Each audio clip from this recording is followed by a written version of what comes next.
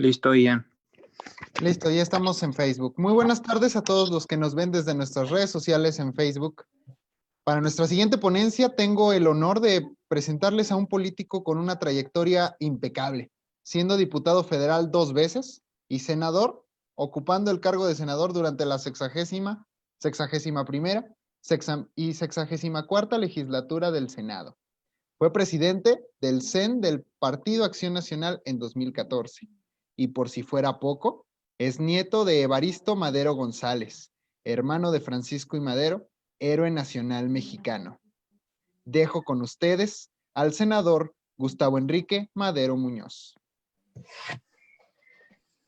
Pues muchas gracias, buenas tardes a todos. Gracias por la invitación. Es un gusto participar en este ejercicio con jóvenes interesados en la cuestión política.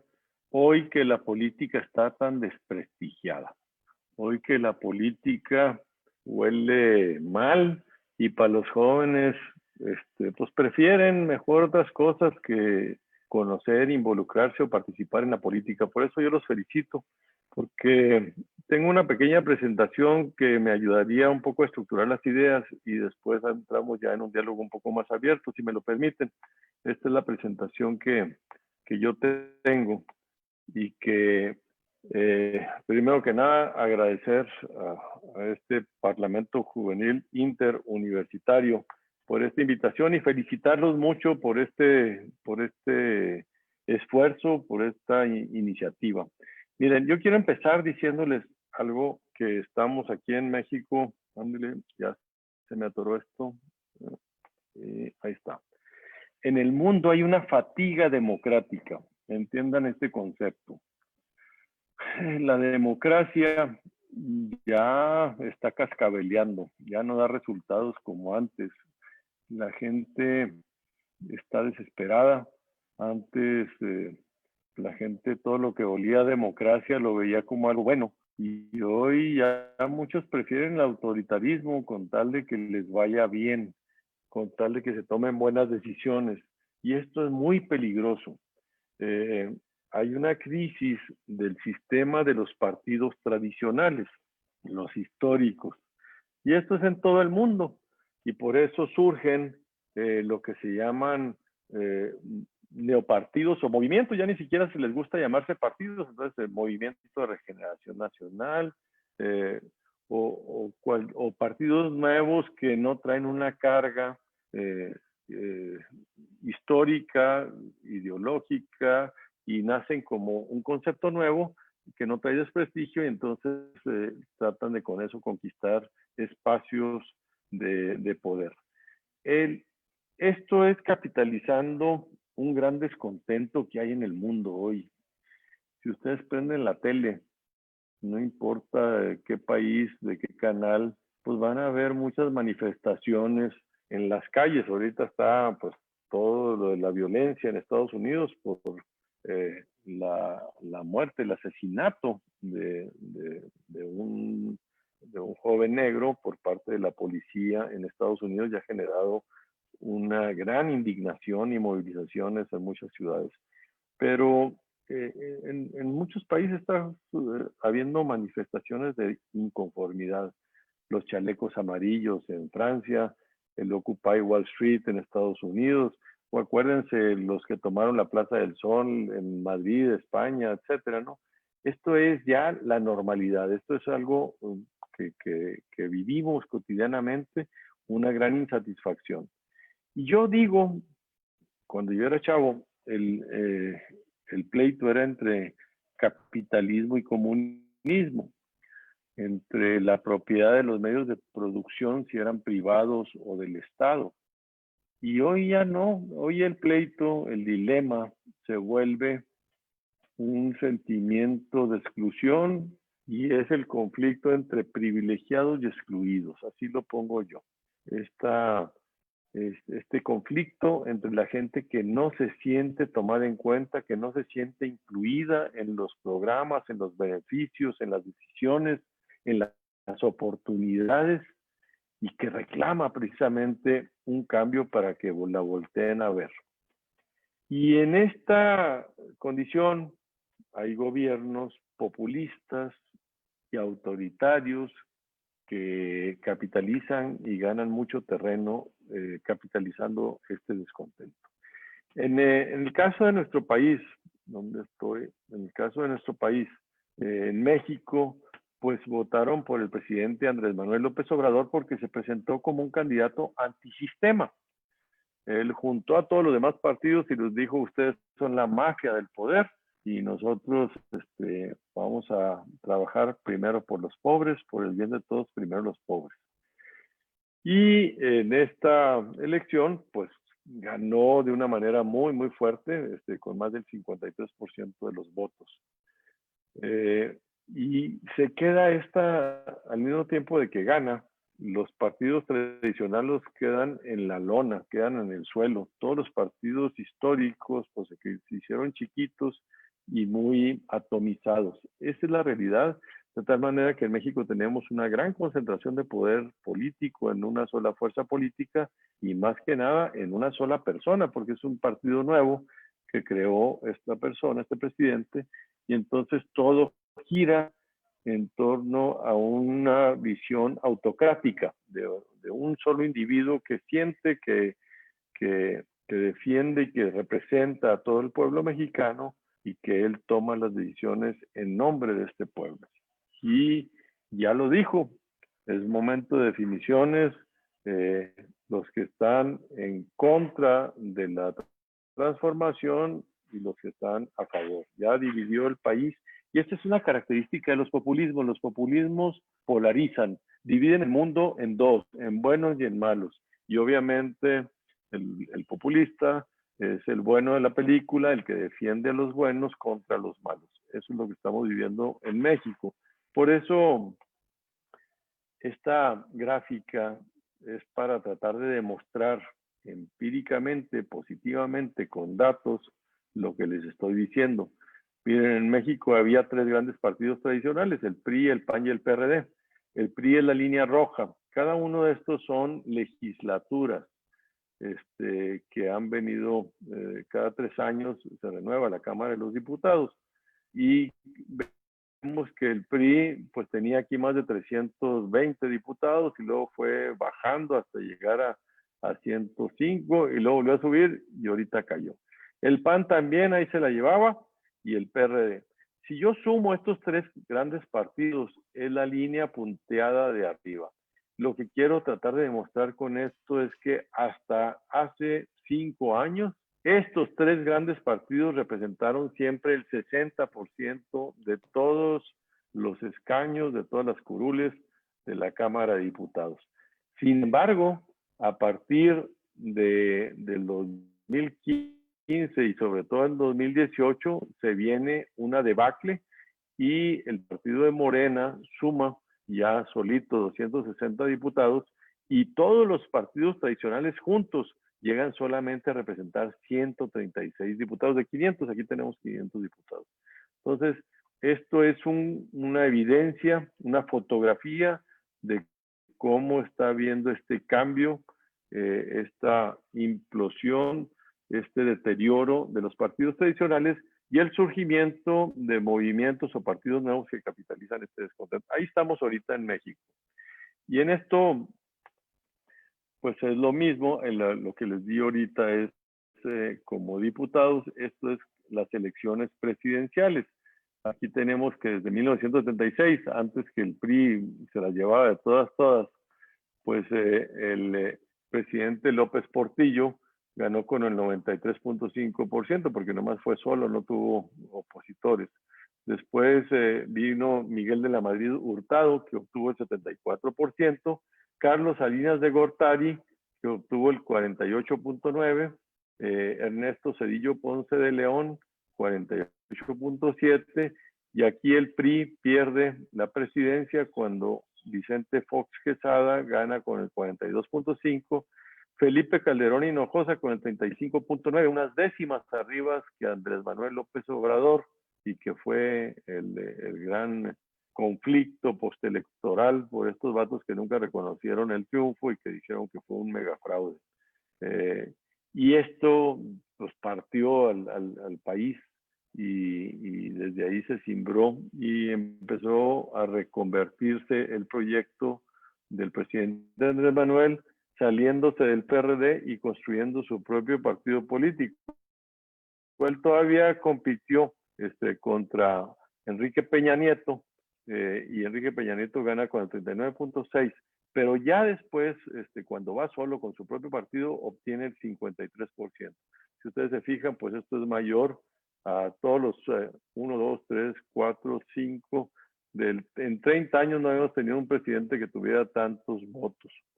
Este es el fenómeno, un fenómeno de capitalizar un descontento y ofrecer un proyecto antisistema dirigido a la base que se siente olvidada, la gente que se siente excluida, y comprometerse para mejorar el ingreso de las familias y sobre todo cambiar toda esta concepción que en términos del presidente Andrés Manuel es el neoliberalismo. Él ubica todo este periodo como el periodo neoliberal. Bueno, el tema es que en nuestro país, la neta, traemos un problema ancestral que no hemos resuelto, y son varios problemas. Tenemos un bajo crecimiento económico. El promedio del crecimiento anual de los últimos 30 años es del 2%. Tenemos un capitalismo de compadres. ¿Qué quiero decir esto? Que los empresarios de aquí ganan dinero y tienen empresas grandes más porque tienen relaciones con el gobierno que porque sean innovadores o gente muy productiva que mejora procesos, innova y presenta productos y sistemas nuevos. No es innovador, simplemente su fortaleza es la vinculación con el aparato público y de allí obtener contratos y concesiones. Esa es la característica de nuestro capitalismo. Déjenme decirles que esto que estoy diciendo para México, en mucho es padecido por toda América Latina. Tenemos un débil Estado de Derecho, tenemos una pobreza y desigualdad extrema, la impunidad mayor del 95%, hay opacidad, corrupción, discrecionalidad, crecimiento de la violencia y la inseguridad. Estos son los grandes problemas ancestrales que durante sexenios y generaciones no hemos podido resolver en nuestro país, pero que otros países del mundo sí han resuelto. Entonces hay que preguntarnos qué estamos haciendo mal. ¿Por qué otros países sí han resuelto y tienen crecimientos del doble, el triple o hasta el cuádruple de esto, verdad? ¿Y por qué tienen un capitalismo donde tienen reglas del juego y los beneficios se dan con mayor inclusión, reglas del juego, Estado de Derecho, etcétera, ¿no? Esa es la pregunta que tenemos que hacer. Esta es la misma gráfica de los presidentes que hemos tenido en México desde 1983. Y este es el tamaño del crecimiento del PIB, el Producto Interno Bruto de la economía de nuestro país, promedio de su sexenio. Y aquí es donde vemos pues que hemos venido creciendo siempre en promedio, aquí en el 2%. El presidente Andrés Manuel criticó esto en su campaña y dijo que necesitamos crecer al 4 o más por ciento en promedio anual. No lo va a poder hacer, no solo por el coronavirus. El coronavirus bueno, va a poner una azotada que vamos a decrecer casi el 10% este año. Y el año pasado decrecimos el 0.3%. Entonces, si sumamos que en 2 años hemos decrecido pues a un ritmo del menos 5% anual promedio, pues es dificilísimo, imposible que crezcamos arriba del 2%, más que el promedio de los últimos sexenios. Esto ya quedó impreso para este sexenio, que el crecimiento va a seguir en el orden del promedio histórico de los últimos 30 años. Esta grafiquita que yo pongo aquí es México en el mundo comparado contra los 194 países que hay en el mundo. ¿Qué lugar ocupamos en términos de magnitud? Es decir, en población, el tamaño de la economía y el tamaño del territorio, México está entre los primeros 15 lugares de los 194 países. Sin embargo, en términos de bienestar, de satisfactores, de desempeño, de oportunidades, de derechos, para los mexicanos estamos lejísimos de ese 15% y estamos en el 61, en lugar 61 en salud, el 65 en educación, 77 en desarrollo humano integral, 81 en el PIB per cápita, 106 en transparencia, 125 en desigualdad y 140 en inseguridad. ¿Cómo se explican ustedes este gap? ¿Cómo explicarnos que tenemos una economía y un territorio y una población de las más grandes del mundo y estamos entre los más atrasados del mundo en algunos temas como inseguridad, desigualdad, transparencia? Pues la respuesta que yo me doy a mí, es porque hemos cometido muchos errores de políticas públicas. Porque otros países que tienen menos población, menos territorio y menos economía han logrado mucho mejores niveles de bienestar, de crecimiento, de inclusión, de justicia. Y este es el tema que tenemos que preguntarnos. ¿Qué hicieron esos países? ¿Qué hacen esos países diferente y que en México y en América Latina no hemos logrado entender para poder dar a la mayoría de la población mejores niveles de educación, de salud, de desarrollo y de seguridad? Yo creo que en el mundo hay una megatendencia a la concentración de la riqueza y que tenemos que reconocerlo para tener políticas destinadas a revertir esta megatendencia. En México hoy, digo en el mundo hoy, el 1% de la población de todo el mundo tiene más riqueza que el 99% del resto de la humanidad. Y esto es insostenible porque cada vez es más concentrado el ingreso. O sea, cada vez menos población del mundo tiene más riqueza y el resto del mundo va quedando fuera de estas oportunidades del desarrollo. Por eso, esta realidad, tristemente, se verá agravada hoy por las megatendencias de la economía del conocimiento, que es la cuarta revolución industrial que está viviendo el mundo. Es la economía del conocimiento, de la innovación, de la robótica, la biotecnología, de los algoritmos. Pues ¿quiénes van a beneficiarse con esas unidades? Realmente los que tienen más recursos y más dinero. Y ustedes prendan la tele y vean cómo le está yendo a Amazon, a Google, a Netflix, a Facebook, y pues son empresas que ya valen $1 trillón cada una de ellas, y sus dueños, pues Mark Zuckerberg o Jeff Bezos o todos ellos, pues tienen una riqueza mayor que la de muchos países. Entonces, esto no se ve más que una exacerbación y agravamiento de la concentración de la riqueza y del poder y de las oportunidades. Esto hay que reconocerlo para tratarlo de contrarrestar con políticas públicas explícitas, de mejorar el ingreso de los que menos tienen, pero con políticas públicas, no con transferencias directas, discrecionales, opacas y que no tienen impacto o diseño, sino a través de políticas públicas integrales que detonen capacidades, no nomás que transfieran recursos, sino que empoderen y generen mayores capacidades y mayor inclusión de los que menos tienen, de los sujetos sociales prioritarios. Bueno, íbamos mal y éramos muchos y parió la abuela, dicen en mi tierra. Bueno, pues íbamos mal y nos cae el coronavirus en todo el mundo.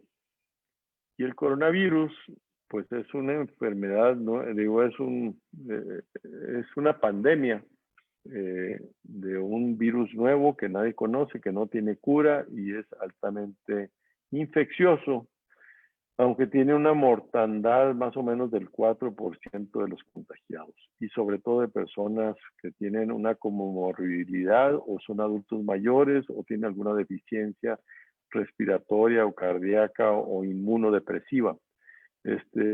Esto pues nos complicó el escenario. Y a México, pues olvídate. Yo ya dije que el proyecto de la cuarta transformación con la pandemia cavó su tumba, ya naufragó, ya no va a poder el presidente Andrés Manuel López Obrador, porque de por sí no le estaban saliendo las cosas. Y ahora con esta crisis y con la mala respuesta de su gobierno para esta crisis, pues a México le va a ir muy mal en salud, en economía y el impacto social en generación de pobreza, ¿verdad? Eso es un poco lo que vamos a ver. México ya tiene 19,000 fallecimientos por esta vía, y eso que en México casi no se hacen pruebas, entonces pues está contabilizado el nivel de contagio en México. No sé en otros países, ustedes ahí de América Latina cómo anden, pero ya estamos llegando a los primeros 7 lugares del mayor número de muertes. Se calcula que México va a ir escalando porque estos ya se estabilizaron. México todavía sigue subiendo y al rato vamos a estar más que en España, más que en Francia y más que en Italia. Vamos a estar en estos niveles, en los primeros 3 o 4 lugares con mayor número de fallecimientos en el mundo. Brasil, pues no se diga, Brasil ya está a punto de tener 1 millón de contagios y casi 50,000 fallecimientos por esta pandemia.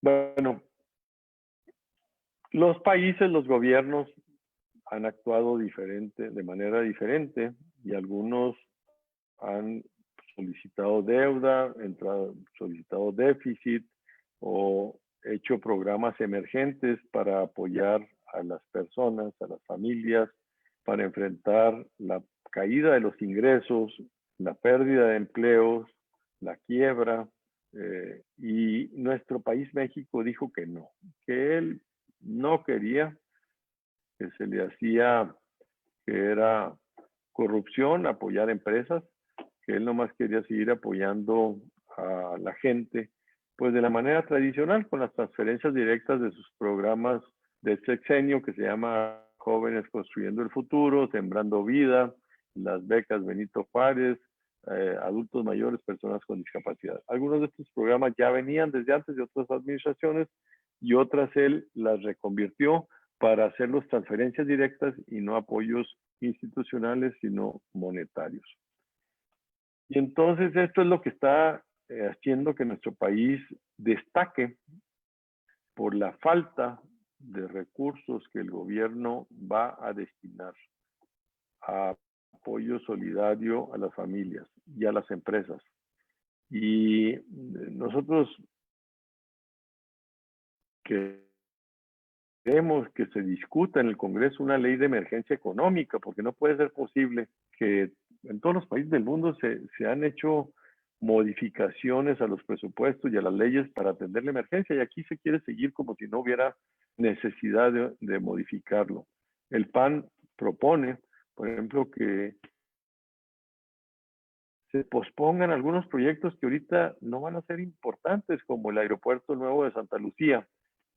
La aviación va a estar decaída y deprimida por 1, 2 o hasta 3 años. Entonces fácilmente puedes patear ese proyecto 1 año y destinar esos recursos para apoyar a la gente en los programas de salud, de empleo y de financiamiento para las empresas. Pero este gobierno dijo que no, que lo va a dejar todo como va.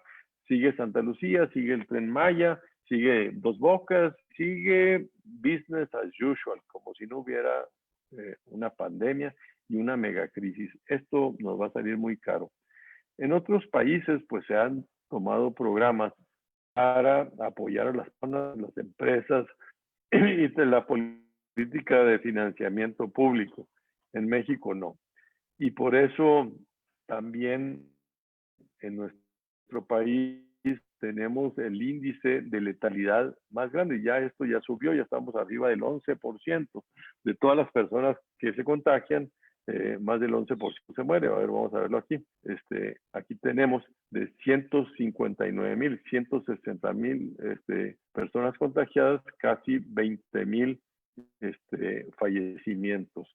Eso es casi un 12% de letalidad. Es muy alto. La letalidad en el mundo anda en el 4,5%. Nosotros estamos más del doble, casi en el triple de letalidad. Lo que se espera, tristemente, es el crecimiento económico de México va a ser de los más bajos del mundo. Puesto como va a suceder, es la recesión más grande la va a tener México en América Latina y en la OECD. Aun cuando el 1 de julio pues va a entrar en vigor el TEMEC, el Tratado Comercial México, Estados Unidos y Canadá, que sería una magnífica noticia, pero que no va a tener impacto porque este gobierno se la pasa asustando a los inversionistas, cambiándole las reglas del juego, cancelando aeropuertos que llevan al 40% de su construcción, o Constellation Brands con una inversión de una planta cervecera en Mexicali, con una consulta popular Patito, o con la cancelación o más bien obstaculización para las energías renovables que se están poniendo en México, cambiarles los costos y encarecerles el porteo. Esto es la conectividad a la red eléctrica y sacándolos totalmente de competencia. Estas decisiones caprichosas, muy ideologizadas, muy prejuiciadas con ideas pues un poco populistas, nos van a salir muy caro. Hoy México ya oficialmente deja de ser de los principales destinos de inversión extranjera directa del mundo. Estábamos en los primeros 25 lugares, ya perdimos ese ranking y en ninguno de los portafolios de inversión internacional aparece México como sobreinvertir. Todo el mundo dice o dejarlo o retirar dinero de México porque las cosas no pintan bonito, no hay confianza. Aun cuando tiene todo México, tiene población, territorio, economía, tratados comerciales, pero lo que le falta es políticas públicas consistentes para fomentar el crecimiento económico, la inversión, la confianza, el Estado de Derecho, la seguridad. Bueno, de tal manera que esto ya está desactualizado, pero al mes de abril habíamos perdido 764,000 empleos formales. Se calcula que va a ser el doble o más del doble al final de este año los empleos formales que se pierdan y más de 12 millones de empleos informales. Este es el aumento de pobres en México. Se va a incrementar el número de pobres. Desgraciadamente, estos ya son cálculos del Coneval y de la propia CEPAL, que nos va a estallar la crisis del desempleo y de la pérdida de ingresos de las familias, sobre todo de los que menos tienen. Ya veníamos mal. Esto es muy importante porque el presidente le echa la culpa de todo esto al COVID. No, la verdad es que ya veníamos mal. Veníamos mal. El crecimiento económico venía en recesión. El 2019 fue menos 0.3. La inversión pública no se estaba dando, la inversión privada tampoco, menos 15% de inversión pública y 9% de inversión privada menos. Y pues no estaba habiendo una mejora en los niveles de inseguridad, o sea, al contrario, la inseguridad a niveles históricos, más de 35,000 homicidios el año pasado, es el año con mayores homicidios y feminicidios y muertes de periodistas de nuestra historia. Esto es lo que está sucediendo. Entonces, ya veníamos mal, viene el COVID y tomamos malas decisiones que generan y ahuyentan la confianza de los inversionistas.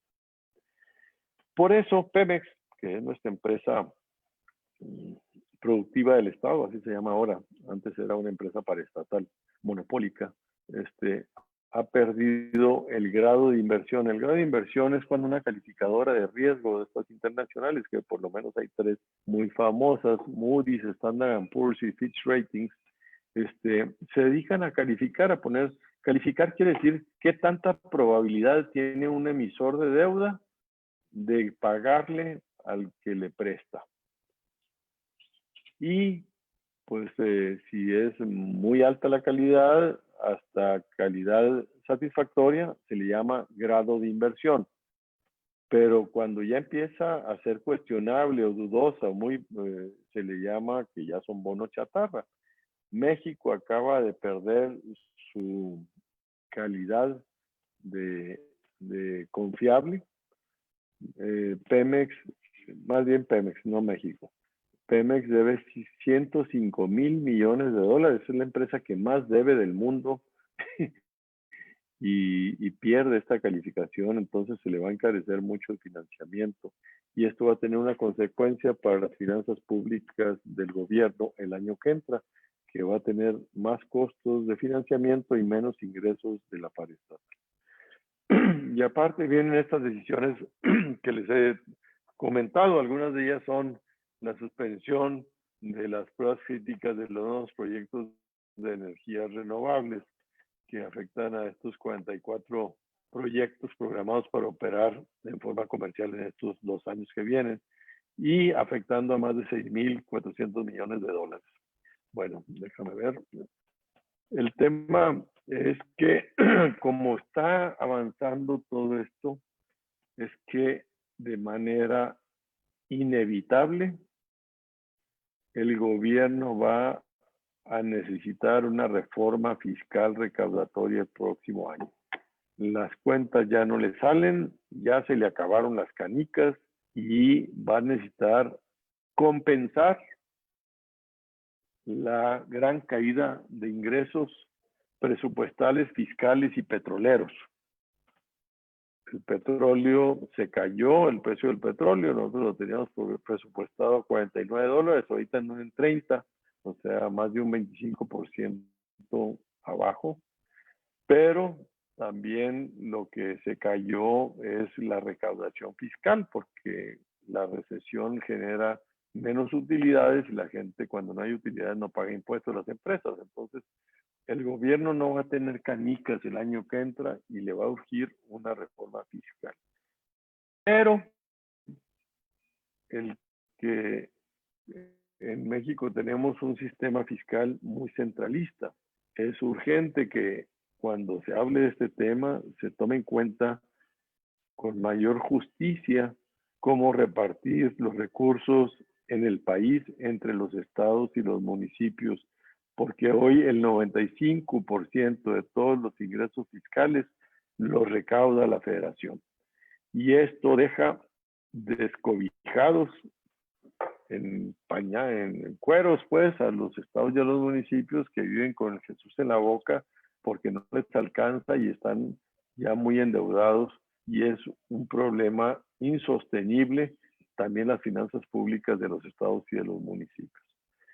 Ya voy a terminar, pero estos son los retos que tenemos que superar de los estragos económicos que va a generar el COVID. Es el desempleo, la caída de ingresos, de salarios, el aumento de la pobreza y pobreza extrema y el sistema de salud. Como empezó nuestro gobierno, arrancó con mucha fortaleza, con un sorprendente resultado electoral que fue capitalizando el descontento. Así empecé la práctica, obtuvo el 53% de la votación y elevada popularidad, una persona muy carismática, y que durante estos 2 años se le ha pasado transfiriendo recursos directos en transferencias a 25 millones de beneficiarios, entre 500 y 5,000 pesos al mes. Esa es su base, su fortaleza. Sin embargo, nada le está saliendo bien. No le sale bien el crecimiento económico, no crece la economía, no le sale bien el empleo, se está cayendo el empleo, no ahorita, sino ahorita va a ser peor, pero ya veníamos generando una caída en el empleo. No está atrayendo la inversión y los poquitos recursos que tiene el gobierno federal los malgasta en proyectos que no tienen un buen impacto económico y social. Aumenta la inseguridad, Pemex pierde el grado de inversión y la Secretaría de Energía se lanza en contra de las energías renovables. Sin embargo, uno voltea y pues no hay oposición. Lo que les decía yo, la crisis de los partidos tradicionales los tiene en la lona. La oposición no tiene liderazgo, está dispersa, está diezmada, no tiene legitimidad. Y para el año que entra, que va a haber elecciones, un chorro de elecciones en México, habrá 5 nuevos partidos, lo cual atomizará más el voto, y esto pues es un reto para la BOA, este bloque opositor amplio, que no existe el bloque, pero sí existe la amplia oposición. La amplia oposición, pero está dispersa, desorganizada y que no ha logrado construir una estructura que los aglutine, que los una para hacerle un contrapeso a la gran concentración de poder del presidente Andrés Manuel. Y esto es el reto del deliberatum, lo que estará en juego en las próximas 12 meses en nuestro país. Ver si se mantiene y conserva o aumenta el poder de Morena y el presidente Andrés Manuel, o por el contrario se construye una alternativa que sea una oposición, un contrapeso en el Congreso el próximo año.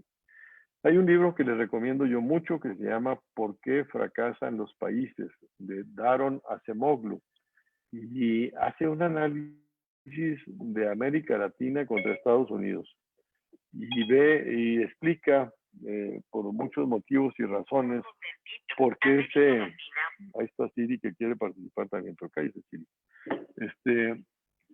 Trata de explicar esto desde el punto de vista de las instituciones que tenemos cada uno de los países, y nuestro país y América Latina tienen instituciones extractivas, y lo que tenemos que buscar son instituciones inclusivas. Ese es el reto, es un reto de políticas públicas, es de demagogia, es de análisis de la realidad, de las mejores prácticas que hay en el mundo, de cómo le han hecho los países para tener un mayor crecimiento, mayor inclusión, mayor equidad. Para terminar, les diría que el reto en México es construir una alternativa democrática y plural, que tenga propuestas para resolver los problemas estructurales añejos que les hablaba yo al principio: la falta de crecimiento, la desigualdad, la falta de inclusión, la inseguridad, la impunidad que tenemos, la falta de transparencia, la discrecionalidad. Esto haciéndolo con una economía de mercado, con inclusión y responsabilidad social y responsabilidad ecológica. Creo que si algo queda como lección de la pandemia es una responsabilidad ecológica y responsabilidad social. Lo que surja de aquí nos tiene que volver más solidarios entre nosotros y más responsables con el planeta. Repensar el federalismo y un Estado de Derecho vigoroso, fuerte, que no esté sujeto a los caprichos de un hombre, las ocurrencias, sino a las leyes y a las instituciones que den certidumbre, confianza y un horizonte de mediano y largo plazo. Por eso hoy el principal problema económico de México es su sistema político. Tenemos que cambiar e influir su sistema político para que tome mejores decisiones, para que instrumente las mejores políticas públicas que a nivel mundial han permitido a algunas naciones salir adelante, y generar consensos a partir del diálogo, a partir de la inclusión y la tolerancia, y no a través de la división y la crispación social que no nos van a llevar a ningún lado. Con esto yo termino mi presentación. Les agradezco muchísimo la oportunidad de platicar con ustedes. Espero que les haya sido de utilidad la visión que les puedo compartir desde mi experiencia. Muchísimas gracias y estoy a sus órdenes. Muchas gracias, senador. Una conferencia bastante enriquecedora para cada uno de nosotros saber cómo está la realidad política en México, la realidad económica que pues el mal gobierno la ha llevado hasta donde está. Vamos con las preguntas, si le parece, y empezamos con Héctor Bustamante.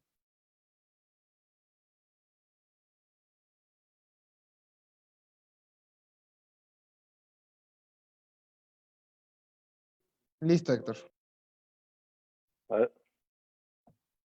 Hola, muy buenas tardes, senador. Muchas gracias por el espacio que te ha tomado para venirnos a dar excelente ponencia y tristemente la realidad de lo que está pasando en el país. Mi pregunta sería, ¿cómo o qué perspectiva le ve usted a la nueva política económica en tiempos de coronavirus que fue presentada por el presidente Andrés Manuel López Obrador? Yo tengo la impresión de que el presidente no se le da el tema económico. Es magnífico como comunicador político, como un líder social, pero no le entiende al tema económico. Se le mezclan los prejuicios y se contamina. Entonces tiene ideas que no admiten. Pues tú no más comparas lo que están haciendo todos los países y por qué México no está haciendo nada de eso. Él dice que va a ser el modelo de la mexicana. Pues el problema es que es mucha soberbia, poco conocimiento y tristes resultados. En el mundo está habiendo apoyos desde diferimiento de obligaciones fiscales, de que te dicen, oye, pues sabes que no me pagues los impuestos de este año, digo este mes, este trimestre, vamos a esperar hasta el próximo trimestre para que la gente, pues no le, acá, aparte de toda la bronca, tengas que andar pagando impuestos, y no le da ninguna facilidad, ¿verdad? Hay otros países que están dando apoyos para que la gente no se muera de hambre en esta pandemia y pues nuestro gobierno no hace nada. El Consejo Coordinador Empresarial le presentó un plan, no lo quiso ni recibir, le dijo que no, gracias. No, pues estamos buenos por un apuro, como dicen por ahí. Tristemente hay mucha obcecación de ideas, prejuicios, y no da su brazo a torcer, no cambia el rumbo y pues esto nos va a salir muy caro a los mexicanos. Se pueden ocultar las cifras de contagiados cuando no haces pruebas, no salen en las estadísticas. Lo que va a ser imposible ocultar es la recesión económica y la pérdida de empleos que va a generar estas decisiones que está tomando este gobierno para enfrentar el coronavirus. El coronavirus nos pega a todos los países, pero cada país reacciona distinto. Y creo que nuestro país es de los que está reaccionando menos bien y nos va a pegar muy duro la crisis en la salud, en la economía y en lo social. Y me temo que venga una crispación social más fuerte y mayor inseguridad a partir de la pérdida de ingresos que van a tener. Su micrófono, senador. Sí. Es que ya terminó. Muchísimas gracias. Ok, seguimos con Gabriel Jimeno, por favor. Hola, ¿qué tal, senador? Una vez más, Gabriel Jimeno Guzmán, para servirle. Y me gustaría hacerle una pregunta específicamente sobre Chihuahua, sobre cómo se puede combatir el problema que está sufriendo actualmente Chihuahua, ya que se están llevando el agua de las presas de ahí de Chihuahua y pues esa agua ya está apagada desde hace mucho, aparte de que es uno de los estados más secos y pues obviamente hay pues los agricultores están pues claramente enojados y están preocupados de que se vayan a quedar pues con pocos recursos. Muy bien, paisano, pues qué bueno que me preguntas sobre un tema tan vital. En Chihuahua el agua es vida. Aquí vivimos en una zona desértica. Es el estado más grande del país, pero gran parte del estado tiene precipitaciones muy bajas. Y vivimos de los mantos acuíferos subterráneos más que del agua superficial, de ríos. No muy poca de esta agua superficial. Entonces son pocas presas. Todo lo que llueve de Cuauhtémoc al poniente se va a Sonora y a Sinaloa, forman los grandes ríos del Yaqui y el Mayo, y de ahí salen los grandes distritos agrícolas de riego que son tan prósperos en esos estados. Entonces somos exportadores de agua hacia el Pacífico. Pero hay un tratado internacional de aguas que firmó nuestro país en 1944, pues ya llovió, desde 1944 a la fecha, en el que obliga a que nuestro país le entregue al río Bravo, no sé, son como 600 millones de metros cúbicos al año. Bueno, el gran aportante de esos caudales es Chihuahua. Chihuahua es el que tiene que aportar como el 60%. Y pues es muy injusto, porque Chihuahua, como tú lo dices, es un estado desértico.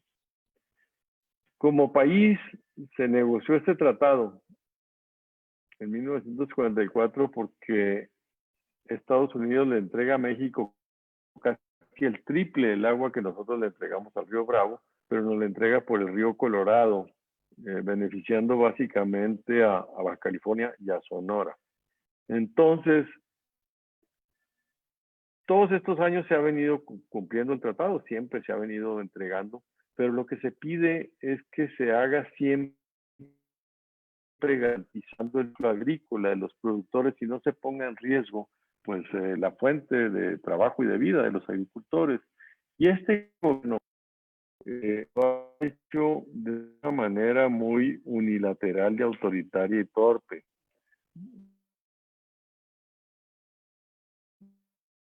El Tratado de Libre Comercio Internacional de Agua siempre se ha cumplido, pues qué manera ya hay maneras, estos vatos y un zafarrancho. Y lo que no ha habido es esa capacidad de diálogo, de consenso, de decir cómo, cuándo y dónde. Mira, en Chihuahua, el 70% de todo lo que llueve a partir de julio, agosto y septiembre. En julio, agosto y septiembre llueve el 70%. Entonces, antes de que empiecen las lluvias, estos le empiezan a sacar el agua. Pues espérame, güey, pues ¿por qué no te esperas a que caigan las lluvias y con las demasías hacemos las aportaciones, como siempre se hace? El corte del Tratado Internacional de Aguas es en octubre. Entonces hay tiempo para eso y el gobierno ha habido mucha prepotencia, mucho autoritarismo. Y es más un tema de forma que de fondo. El tratado se tiene que cubrir, pero la forma de hacerlo debe hacerse bajo consenso, garantizando que los agricultores no tengan riesgo de no poder salir con su ciclo agrícola. Y sí se puede, nada más que se necesita un gobierno que tenga mejores oficios políticos.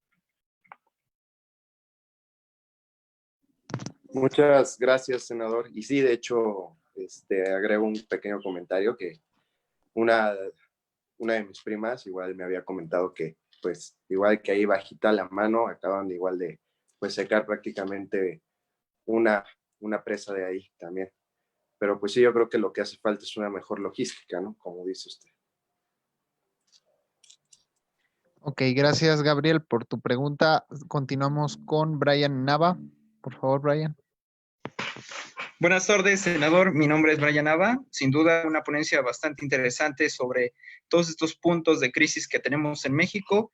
Y tengo dos preguntas. La primera es si considera que el sector empresarial podría convertirse en un frente de contención ante las malas políticas gubernamentales que lamentablemente se lleve en medio a la población. Y la siguiente sería, ¿cuál es el sistema político, usted que tiene experiencia en este ámbito de la política y ha estado en 2 legislaturas con gobiernos diferentes, cuál sería el sistema político que sea pues más compatible con México en estas últimas décadas? Con mucho gusto, Brian, déjame decirte, primero que nada, el sector empresarial tiene muchos liderazgos, tiene mucha fuerza, pero desperdició 2 años tratando de encontrarle el modo al presidente Andrés Manuel, que se la pasaba yendo a Palacio Nacional y tomándose fotos y anunciando proyectos de inversión, pero en la práctica el presidente los estaba usando. Ellos nomás salían muy enchilados de que los usaba para la foto y decir que todo iba muy bien, pero todas las decisiones que tomaba el presidente iban en contra de la economía y del sector empresarial y de la confianza, de la certidumbre. Y entonces el sector empresarial empezó a pintar líneas rojas. Decir, no, mira, si el presidente cancela el aeropuerto, híjole, quiere decir que no, le decía Poncho Romo, ¿cómo va a cancelar el aeropuerto, hombre? Pues si eso nomás es porque está en campaña, pero ya que sea presidente, pues claro que no, hombre. Y mocos que lo cancela. Ay, güey, qué loco usted este vato, echar por la borda 170,000 millones de pesos nomás por un caprichito de eso. Porque dice que es por corrupción, pero no hay un solo güey en el bote, ni siquiera un expediente abierto, ni una denuncia, entonces es puro rollo. Y luego esa fue la primera rayita roja que pintó, ¿no? No, hombre. La segunda que pintó es cuando dijo con los gasoductos. Sale Manuel Bartlett y dice, oigan, güeyes, ¿saben qué? Pues aquí hay mucha corrupción con unos gasoductos que negociaron la administración anterior y le estamos pagando mucha lana porque llegue el gas y vamos a renegociar esos gasoductos. Órale. Y entonces los del sector privado dijeron, oye, güey, eso no se vale, pues como si son licitaciones que se hicieron, ya son obligaciones, no puedes cambiar un contrato que es legal y que esté en torno. No. Pues total, que se pusieron ahí, hicieron un grupo negociador de alto nivel y pues les dieron a tole con el dedo. Pero los empresarios que no dan brinco sin guarache, dijeron, ¿sabes qué? Está bien. Para que tú te salgas con la tuya, presidente, y que digas que cambiaste, vamos a renegociar el contrato, pero en vez de hacer pagos iguales al año, vamos a hacer pagos decrecientes. O sea, el sistema de financiamiento lo vamos a cambiar y te vamos a otorgar 5 años más a tu concesión. En vez de que sea por 30 años, ustedes van a tener una concesión. Ciudad México le va a salir más caro. El presidente lucró y se salió con su caprichito, pero es otra línea roja que rompió. La tercera que rompió, pues fue con Constellation Brands.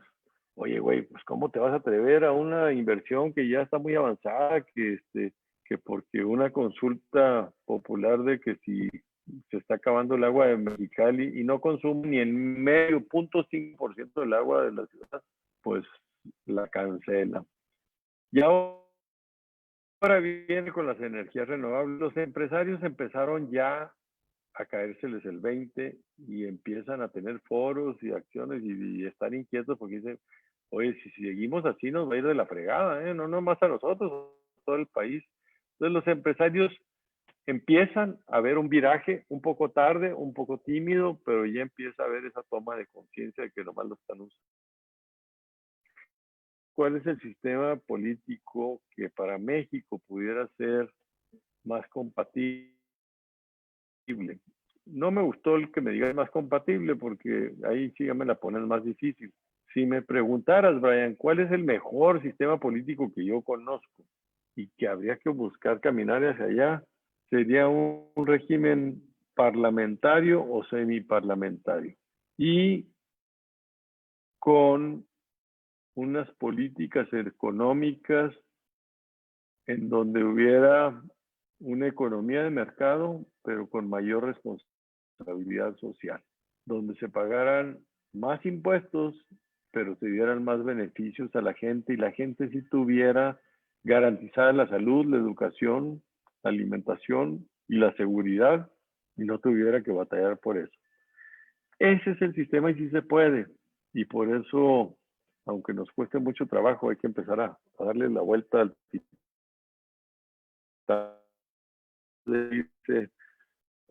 iceberg como si no pasara nada, pues vamos a estamparnos con una crisis si no actuamos, si no cambiamos.